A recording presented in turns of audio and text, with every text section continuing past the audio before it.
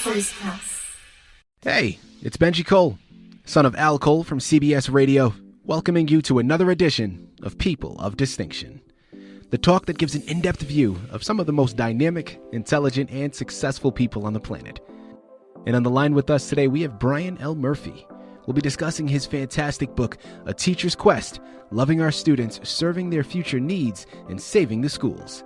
Available at authorspress.com, or if you guys want to get everything that Brian has to offer, do yourself a favor and go directly to his personal website, ateachersquest.net. There, not only will you be able to find more information on Brian himself, you'll find more information on the book, as well as see hyperlinks set up to take you directly to authorspress.com for purchase. So one more time, that's ateachersquest.net. And if you haven't figured it out already, Brian was brought to our network, People of Distinction, today by some of the best movers in the business, Authors Press Publishing. So if you have a book that you'd like moved, you got to reach out to Authors Press. Once again, you can find them at authorspress.com. And guys, listen, it is an absolute pleasure to have Brian here on the line because right there in the title, you know what we're going to be discussing, our current American educational system. And for our listening audience out there, you guys know this is a topic that I am very close to, right? Something that I am very passionate about. And my significant other, as you guys already know, she's a teacher. I've had a brief stint in education myself where I taught for a few years. And this is definitely something that I feel strongly about because I understand a lot of the shortcomings that our current educational system has and how so many things need to be revamped. Because we've gotten accustomed to doing things a certain way, and our educational system has not altered at all, really, in the past number of years, even though our current society has changed. Technology has developed, technology has caused things to alter, and the education system has not caught up to it. And there's a lot of things, we almost hear about it on a daily basis now with funding getting cut and students not really being engaged. And of course, now with this COVID situation, my goodness, it has just taken things to a different level. And I'm so excited that we have Brian here on the line because, listen, he feels it doesn't have to be that way. And I'm right there with him. It doesn't have to be that way. There are resources out there. There are ways that we can change and make things better for future generations. And listen, he's written the book, he's done the research, he's speaking from his experience, so he's going to be able to articulate all the nuances in his book much better than I ever could. So without further ado, strap in, let's get ready for the education. Brian, first and foremost, thank you so much for being a guest with us today on People of Distinction. How are you? Well, you're welcome, Benj. Thanks for having me. Listen, we're very much looking forward to this. I know we have so much information to cover. So before we jump into the book, let's hold off slightly. Start off by telling our listening audience a little bit more about yourself. I'm a retired teacher. I live in Northern California. And before I was a teacher, I was in business in Silicon Valley and had a career in the business world and then changed to be a teacher. And now I'm retired. So it's a lovely life. Thank you. There you have it. Let's jump right in. A Teacher's Quest. Tell us a little bit about your book. Well, first of all, let me say that I was a teacher for 20 years, and I loved being a teacher. It was my niche in the world. I loved my school, I loved my kids, I loved my subject, and I loved my classroom. I was that crazy guy who loved to drive to work Monday morning. I had a grand time. But it didn't take long to realize that my kids and the vast majority of all the kids were getting ripped off year after year after year. Let me explain. For instance, in my school, in 2018, when I finished writing the book, or actually I started writing the book, we had roughly 2,400 kids in our school. Of that 2,400, approximately 6% of them had opted out and taken the road for vocational skills. Now, that's about 6% is exactly 153 kids that we had any kind of what I'll call marketable skills training. And that's marketable because at the end of their schooling, these kids will have the skills they can use to get a job and make a living. So, again, 153 kids is about 6% of our total student body. So they go off and they do marketable skills training. The question is, what happens to the other 94%? And the answer is we take and we counsel and we teach and we cajole and we shove the 94% of them into some level of college, be it junior college or the university. Somewhere in there, we shove 94% of our kids. Now, in today's day and age, sending the vast majority of our kids to college seems like a great idea, until you realize that of those 94% of our kids, only 28% of them will ever graduate and get a 4-year degree. 28%. And that statistic comes from the U.S. Census. And that 28% has been constant for the last 50 or 60 years. Again, that is the vast majority of our kids. What happens to them? Well, their parents know.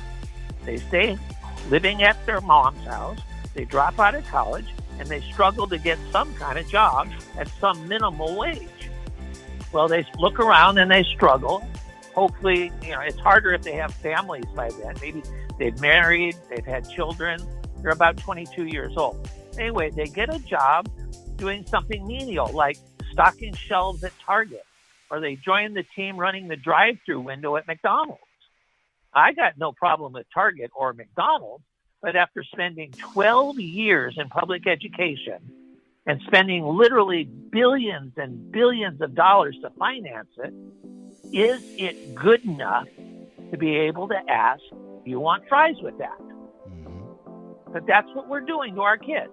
And I think that's wrong. I think it's immoral and likely criminal.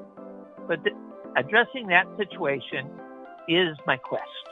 Now, in the book, there's also includes some fun stories and good, caring students and wonderful teachers, and in other increasingly impossible situations that happen in schools every day.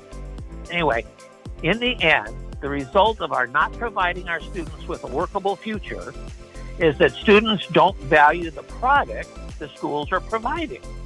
Teachers are quitting in droves, and parents are losing faith in the school that they pay for with their taxes. And again, it doesn't have to be this way. That's my quest, sir. Brian, this is remarkable. Listening to you talk, it made me think back on my education. Now, I remember being in high school, and we had a vocational school as well. And, a lot of times students grow, because especially where I come from, I'm born and raised from New England, Rhode Island. The community in which I was raised in was a working class community. And I remember being in high school and seeing the vocational school, knowing that a lot of my friends had vocational classes that they were taking. I even took some vocational classes while I was there. But I remember towards the end, maybe it was my senior year or possibly right after I had graduated, they started to cut funding for the vocational school. And I remember not at that time, because it wasn't something that I wanted to do. And this is, I guess, what you're going into in terms of what you're speaking of. Only 6% of students actually go into that vocational or, take those vocational classes. The other 94%, we're pushing into college. And again, listen, some people, college, we're not going against college. College is great for certain people, but anybody that has been through that system and has gotten out knows that college is oversaturated. And a lot of students receive degrees. Absolutely. And then they get out of college, they're strapped with all this financial debt, but then they're not able to receive a position at a job that they wanted to go to school for because the market is so oversaturated. So I believe what you're articulating here, or one of the points you're articulating, Brian, is more emphasis on those vocational studies, because that A, is going to help society. B, the majority of students, when they can't find the jobs that they wanted to, are going to fall into those lines anyway. So let's equip them for that. Am I correct in thinking? Yes, absolutely. Exactly. You're singing my song. Yes. The point is that it's a good thing to shove, I don't know, 94, but it's a good thing to have a lot of kids going into college. That's a very optimistic number. 94% of our kids are sent to some level of college. The bruising, the hurtful statistic is of all those 94% of our kids, only 28% of them are ever going to get a degree. The rest, what happens? The rest of the 74% of the kids that we shove into these colleges are going to be bouncing around with no skills and no future, and they're going to be living with mom, and they're just, it's a miserable thing to do to a kid. And really, without the skills to participate in the economy, what's a kid going to do? What are you going to do when you're 22 years old and you have no skills to do anything? Well, you're going to take the first job that comes down the pike. And that may, like I said, that may be shuffling burgers at McDonald's, or it might be stocking shelves at Target. But it's not the job that's good enough to make the 12 years of education and training and the billions of dollars that we're going to spend to finance that, to make that a worthy return on investment for the kid or for society. Absolutely. So, we've got a lose-lose situation that we need to address and we need to fix. And that's hopefully the discussion I'd like to start with this little book. Guys, again, here in the line with Brian L. Murphy. We're discussing his fantastic book, A Teacher's Quest, Loving Our Students, Serving Their Future Needs, and Saving the Schools. Available at authorspress.com or directly through his personal site, ateachersquest.net. Now, Brian, next concept that I want to get into, and again, this is a topic that I'm particularly passionate about, and from doing research on your book, I know that it's not just the school system in terms of the education that is a problem here. In recent years, especially college, for instance, right? We're talking about 94% that get crammed into college. Now, myself, luckily, I wasn't strapped with as much debt as a lot of my fellow classmates were or are. Another problem that we see in the system is really the business that has been developed from this. And when I say business, I mean the business of college, right? Kids going there and accumulating all of this financial debt. Talk to our listening audience about that side of things and how politics and the business infrastructure has really infiltrated this system and unfortunately has done a great disservice to the society at large. Well, I think you have kind of a perfect storm of badness. On the one hand, we bring our kids up that they can have something for nothing, and then somebody comes up and offers to loan them thousands and thousands and thousands of dollars to go to school. And they don't think about ever paying it back, that it's like free money. And they say, yes, yes, yes, sign me up for all there is. The colleges, now with that influx of cash into the system, can raise their fees and make it more expensive to go to school. So one feeds off the other. And basically, the kid, for the student, it's all banked on the idea, hopefully, that when you borrow all this money, that you'll be able to get a job to be able to pay it back. And some of the problems is that getting those jobs that will make you the money to pay it back are difficult courses to take. They're not the easy rollover classes. So some kids opt to do easier classes. And those classes don't translate into jobs in the real world.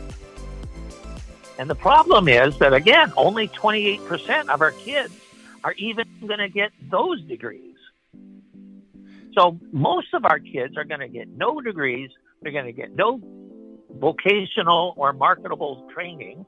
And they're going to be sent out into the world to struggle and make do and try to survive with no skills. And that's a huge burden to bear for any kid. And again, the for-profit colleges will soak you dry in a heartbeat, and the universities and the legit universities are becoming more and more expensive. And the kid is caught in the middle with this huge debt. Now, personally, I graduated with a master's degree and never had any debt. So it's possible to do that. But it is hard to do that. To get through college without borrowing money is really, really hard. You got to look for every job, scrounge up every dollar, and you need to do that for year after year until you graduate. But it's doable. You know, you can get through college without amassing huge debt. And if you're wise about it, you can get your training in college that will allow you to get a job that will help you pay the debt. But that a lot of kids don't think that way. They just think it's free money and they can go to college and they don't have to go to work because they're in college, and mom will still house them and they'll feed them, and they can stay in the basement and they never have to become adults. The ugly part is when they get to be 21, 22 years old and the world makes them be adults. You have to pay back that debt, or you have to make a living, or mom and dad are not going to house you and they want that room of yours to become their new den or sewing room. You know, mom wants a walk-in closet. You know, they don't need to have the kid living there until they're 40. And so many times today, that's where we have. And the kids are doing that not because they're bad kids, they're lovely kids, but they have no skills to participate in the economy. And that's wrong. I mean, that's just flat immoral to do that to our kids. So anyway, I would love this to become the argument that starts that conversation. You know, why are we doing this to these kids we say we love? Mm-hmm. You know, and again, this is riveting stuff, Brian. It's a vicious circle that we know, we can see, we articulate. Now, it can be. Oh my God, yes, it can be. Absolutely. Now, what I love is, guys, listen, it's not all negative, right? I know that's primarily what we're focusing on because that is what's right in front, right? I mean, that's what's so alarming about this. There are so many flaws that need to be worked on. And of course, as I just stated, it's a vicious cycle that continues to go over. Now, there are some positives. And well, also, there's in the book, there's lovely stories about wonderful, fun, wonderful circumstances that I experienced in my little walk through education. Mm-hmm. Wonderful teachers, wonderful kids. There's a lot of good that comes in the system, but the system itself is broken. Right. So even if you have these wonderful kids, they get into the system and it turns out badly for them. But it's not. The book itself is really very on the positive side. You know, we talk about the dangers and we talk about what's happening that's bad, and they're all true and they're all there. But it's also a positive. There's, you know, it doesn't have to be this way. And I've offered some, you know, Teddy Roosevelt said, if you point out problems and don't offer solutions, you're just whining. I don't want this to be a whining book. It should be a positive book. And we can fix it, and we can all work together, and it can be a lovely circumstance in the end. But it's not yet. Absolutely. And Brian, really, that's the next point that I wanted to go into. Articulate for our listening audience, what are some of the positives that you recognize within the current system? Oh, these are cool. I have at least two different areas that I think are very, very positive. One is that there's pieces of the puzzle, if you will, that exist now. We do not have to start from scratch with our education system. For one thing, and one thing I just love, especially in the lower grades, is the whole Montessori movement. And if you don't know about Montessori, one of the main features of it is with young children, 6, 7, 8 years old, they start with something that the child loves to do. What are you interested in? What do you think is fun? And then they use that to build the academic skills that they need to have year by year by year. I mean, one example, I have a little nephew named Thomas. And Thomas is he's the bright star in the universe. He's a beautiful child, and I love him to death. But when he was about 6 or 7, his mom took him to a movie called How to Train Your Dragon. Now, if you haven't seen How to Train Your, it's a beautiful movie for everybody, any age. But Thomas watched that movie, his 6 or 7-year-old little self, and he clicked with dragons. He liked them. And when he went back to school, his teacher said, "Okay, Thomas, what do you like?" And Thomas said, "Dragons." And so they built his curriculum, his writing skills and reading skills and investigation, even articulation skills, using dragons, because he liked that. And, by the time the kid was 9 years old, there's nothing he did not know about dragons. Their qualities, do they fly, do that kind, do they shoot fire, what, all this, everything about a dragon he could tell you, because he had gone through and enjoyed the education of learning about it. After dragons, he picked denizens of the deep, whales and sharks and octopuses and plankton and kelp and all that stuff that's in the ocean. And again, they took what he liked, the ocean, and they built his academic skills step by step, writing, reading, investigating, articulating, all of that. They used the item that the subject that he enjoyed looking at. And, now I think he's a junior in high school now. And that kid can investigate, understand, and articulate any kind of subject you give him, because he picked up the skills, and it all goes back to dragons. And he's loved school for his, 10 years that he's been in it. He's loved school, and it's always been exciting for him. And it's because he did stuff that he enjoyed doing. Anyway, so the Montessori thing is one. Another thing, hand in hand, is another thing that's really great is a thing called the Common Core Standards. Now, the Common Core Standards is a movement that started on the East Coast back in 2010. And it is a step-by-step gradual requirement of what a student is supposed to do at each grade as they go up the education ladder. But the best part of the Common Core is its stated goals. And the stated goals of the Common Core are that by the time you get through 12th grade, no matter what your zip code is, a student should be able and should be prepared for college, a career, and life. Now, wouldn't it be great if our people getting out of 12th grade, or especially getting out of junior colleges, were prepared for a career or to go to college or life? But we don't do that, We should, but we don't do that. Brian, this is fantastic stuff. I especially Common Core I'm familiar with. Of course, I was already out of high school. I was in undergrad at that point. But I do remember my nieces and nephews, talking about that. I graduated from high school in 2006, and then I was in college by that point, actually coming to California for my master's. But I remember having conversations with family members and talking to them about the Common Core curriculum and, what their experience was. So, well, the Common Core got political. Mm-hmm. It was adapted by 41 states, so 9 didn't. And it was seen by the 9 that didn't as an infringement on their rights to run their own school systems. And then they started screaming about the 10th Amendment. You can't do that. And essentially, the growth stopped at 41. Should it go on? It should go on. And the other thing that goes with the Common Core, now the Common Core is a structure, and it has these goals that are wonderful: college, career, and life. But they also, coming with the Common Core, is a thing, at least in California, it's called WASC, W-A-S-C. It's the Western Association of Schools and Colleges. Now, what WASC is the enforcement arm. It's the accreditation arm.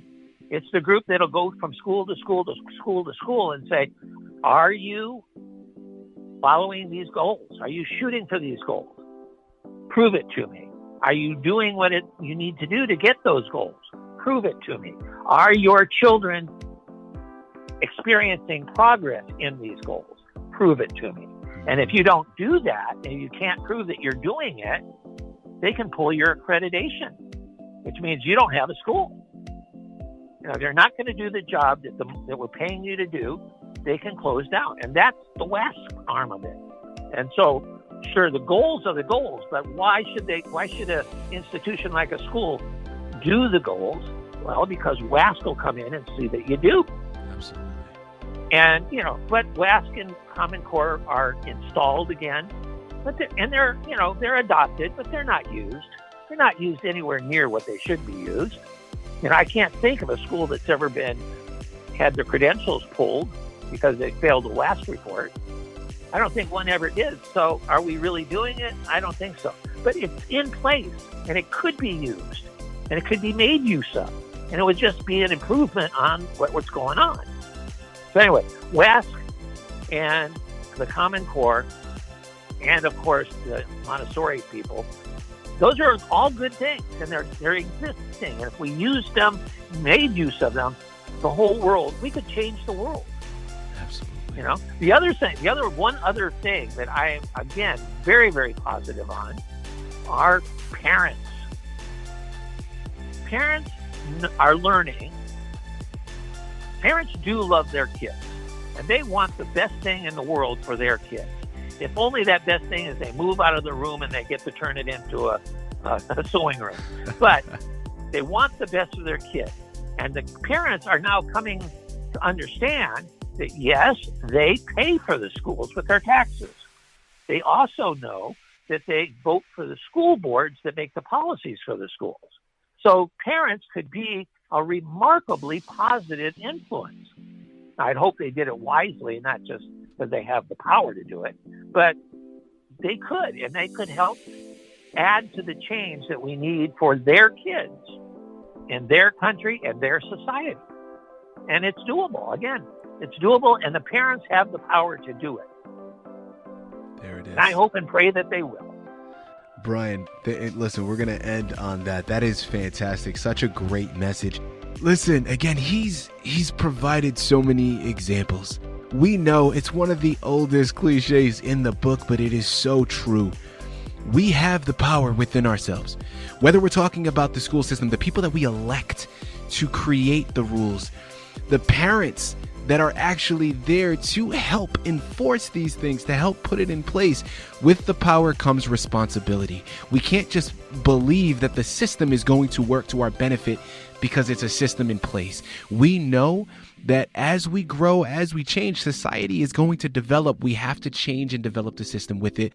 In the future, the way we make this work for our children is we have to make the education fit their needs. Guys, listen, I know you're at authorspress.com right now looking into the book, but just to re-impress it for you one more time, here on the line with Brian L. Murphy.